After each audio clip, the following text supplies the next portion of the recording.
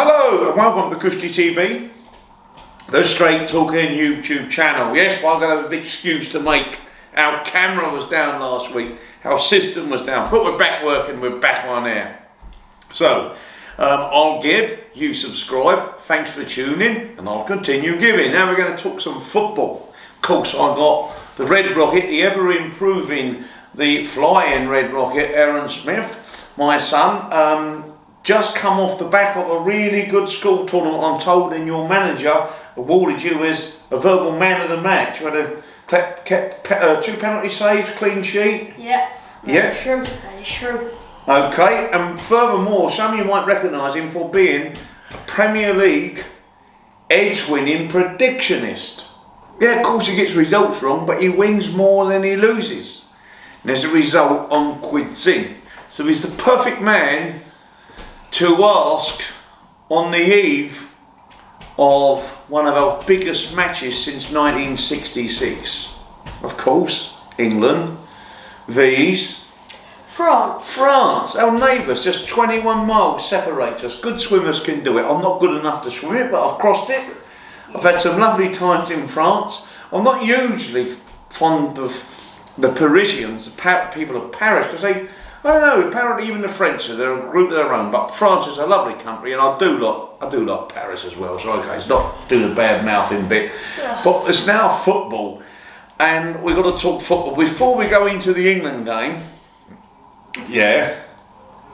let's just talk about a fantastic, arguably the game of the tournament, between the Netherlands, who I was rooting for, against the Argentinians. Now, what a great game of football.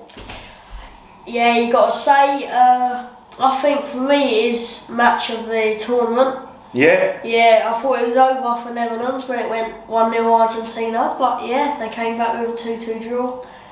And yeah. They even made the penalties semi-exciting in the end. Yeah. It come down to the last kick, didn't it? Which was fitting for the game. But I was disappointed because as a golf pro, I travelled to the Netherlands, and I think they're wonderful people. They're very close to home. They really like the English. I've never been to Argentina. I know we went to war with them, but I don't like wars, and I can't hold that for them or against them. But I've not always had the greatest experience with Argentinians in professional golf. But that's just professional golf. I'm not going to be judgmental on Argentina. I'm going to be a Christian and love both teams. But I can't forget, you'll be too young to remember this, the Diego hand of God. Oh, I'll go up and head it in the goal, but I'm actually 6'2". Oh shit, no I'm not, I'm 5'1.5", so I just put my arm up. and in it goes, yeah? So, God bless you, Diego, right? You've passed on, pray to God you're in a good place with our good Lord. But that was, I've had the similar experience with golfers. I know there's like Masters champions and great champions who probably don't follow the rules, but some do.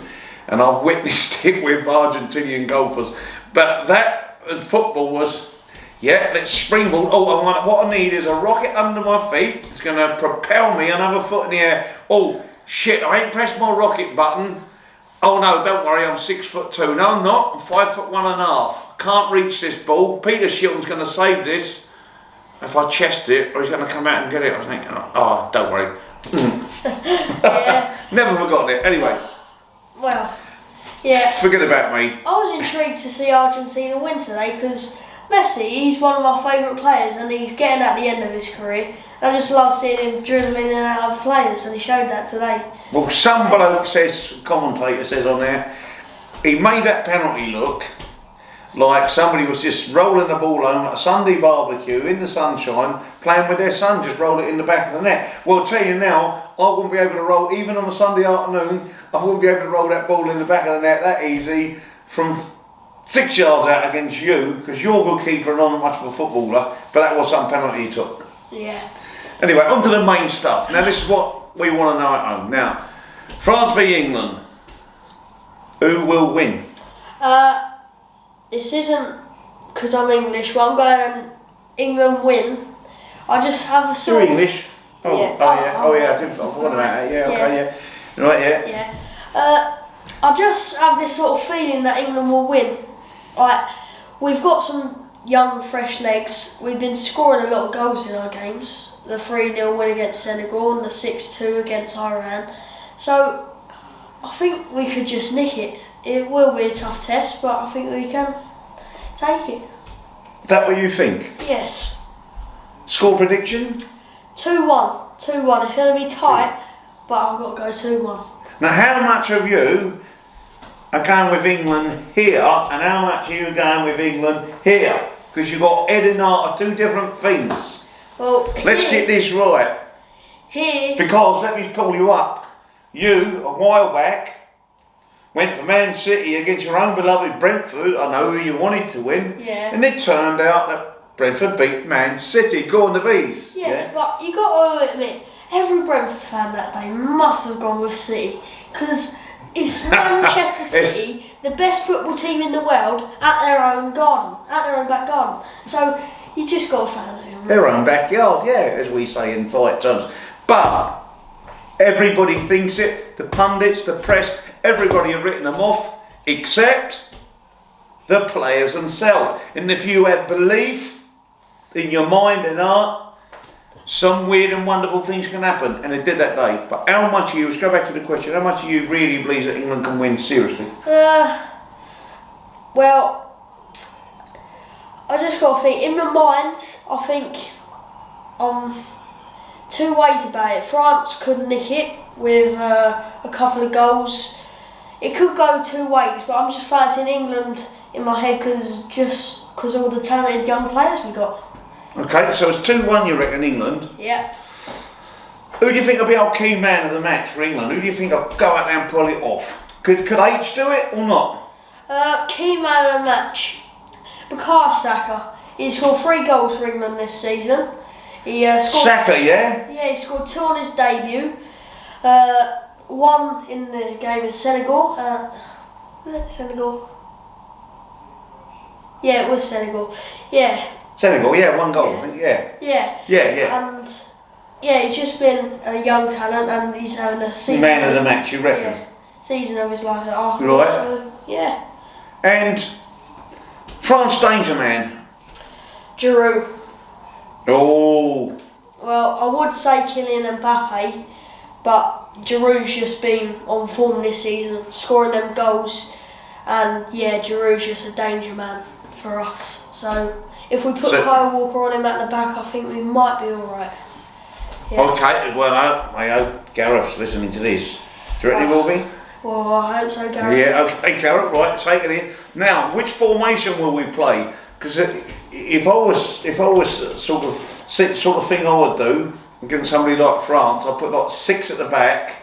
Oh. Try and break one through, and I play like something like a 6, and then a 3, and then a 1. Saying, Yeah, but that won't be very good with it, you know, because I'll get it all wrong. No doubt. Yeah. What seriously? What would you play? You're going to see a 4-4-2 or a 4-3-5? How do you see it?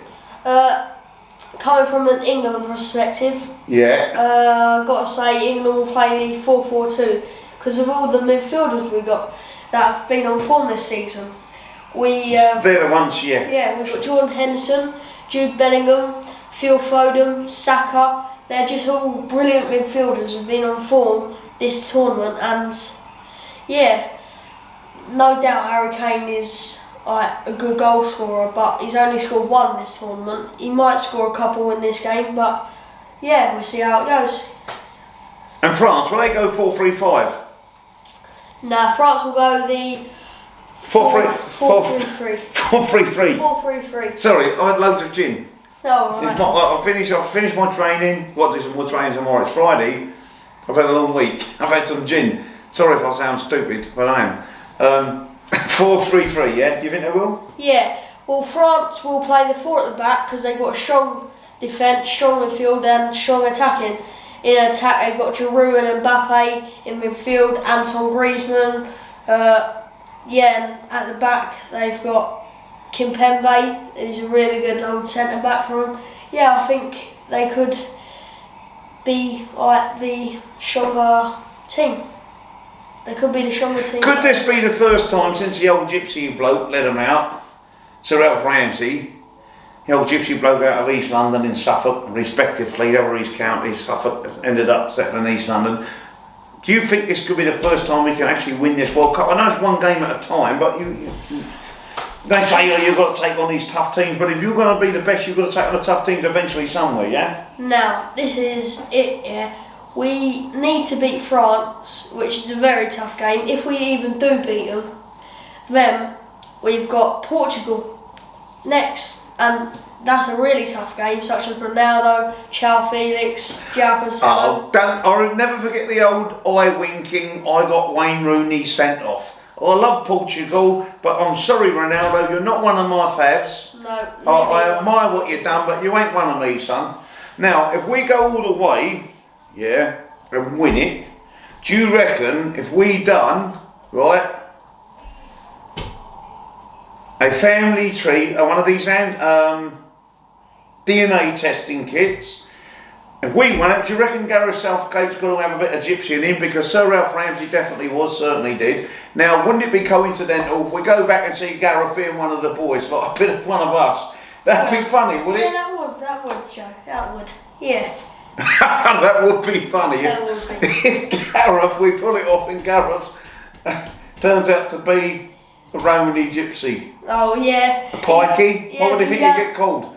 Oh. Pikey? Dirty Pikey. Pikey, not if he wins it, he's probably called Pikey Pete, what would they call him? Up the Pikeys.